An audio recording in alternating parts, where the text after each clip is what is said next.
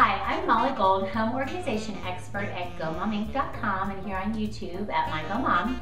Today I'm sharing with you some easy tips about how to store Christmas lights. They can be the bane of your organized existence once you're setting everything up because they're frustrating you and they're all tangled and you don't know which ones are still working from last year.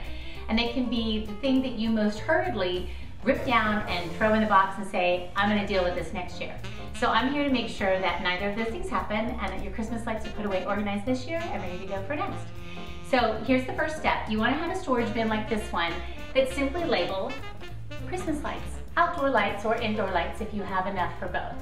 After you identify the bin, which is the size is going to be determined by the amount of lights you have, the next thing that you want to do that's really key in my opinion is to label the lights for where they go. Now this is magic right here because yes, the light boxes will have a count on them, but when you put your Christmas lights on outside especially, you have a certain amount of lights that cover one part of the house, a certain amount of lights that cover the other. In our case, it's 3 basic sections, and so we label the reels with where the location is.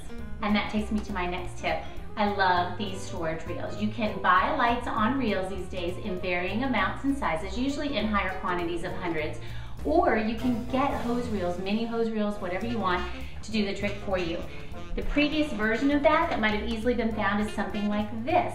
It will handle a smaller amount of lights, but again, it's the process of wrapping it around.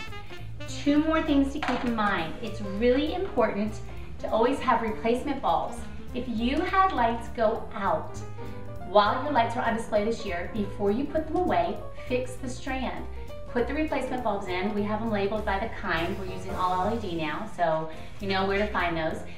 And the way that you can test if there's a problem with the light is this. We discovered this year. I'm in love with this tool, lightkeeperpro.com. I have no relationship with them. You can find it at any big box hardware, craft store, retailer.